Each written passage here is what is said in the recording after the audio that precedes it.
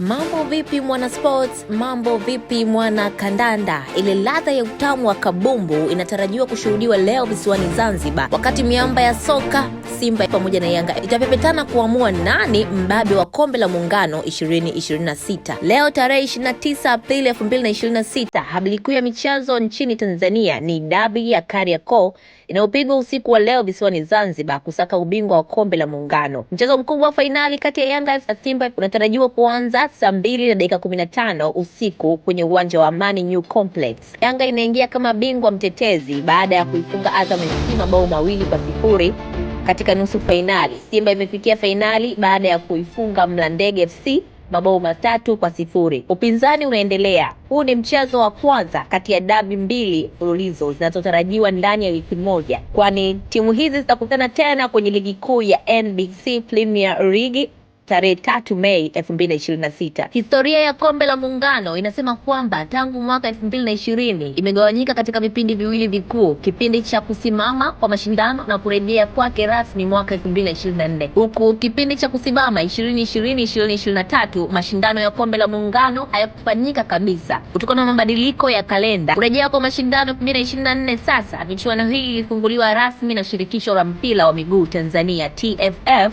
kwa kushirikiana na ushirikiano wa mpira wa miguu Zanzibar ZFF mnamo mwaka 2024 Aprili, ili kuadhimisha miaka 60 ya Muungano wa Tanzania. Mabingwa wa hivi karibuni ni Simba FC kwa mwaka 2024, huku Simba ikitoa ubingwa kwa kuifunga Azam FC bao 1-0 katika fainali iliyopigwa visiwani Zanzibar, na huu ulikuwa ubingwa wao wa mara ya 6 kihistoria. 2025 Young Africans Yanga ilichukua taji kwa kufunga timu ya JKU FC ya Zanzibar bao 1-0.